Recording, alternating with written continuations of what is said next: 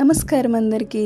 అందరూ ఎలా ఉన్నారు? మీరందరూ ఎప్పుడు ఆరోగ్యంగా సంతోషంగా ఉండాలని మనస్ఫూర్తిగా కోరుకుంటున్నాను. మన గొప్ప వ్యక్తులు అంటే ఎవరు గుర్తొస్తారు? మహా అయితే గాంధీజీ, నెహ్రూ అంటూ ఇలా గుర్తొస్తారు. కానీ మనం తెలుసుకోవాల్సిన వ్యక్తులు చాలామంది ఉన్నారని తెలుసా? ఒక్కొక్కరి కోసం తెలుసుకుందాం. ఈరోజు మనం చెప్పుకునేది వడ్డాది పాపయ్య గారి కోసం. ఈరోజు ఆయన జన్మదినోత్సవం. ఆయన ఎందులో ప్రత్యేకత పొందారు అంటే కళా సాహిత్యంలో, అంటే చిత్రలేఖనంలోని ఆయన ఎంతో ప్రాధాన్యత పొంది ఇలా మనం ఈరోజు చెప్పుకునే స్థాయికి ఎదిగారు. వడ్డాది పాపయ్య గారు సెప్టెంబర్ 10, 1921లో జన్మించారు. డిసెంబర్ 30, 1992లో ఆయన మరణించారు.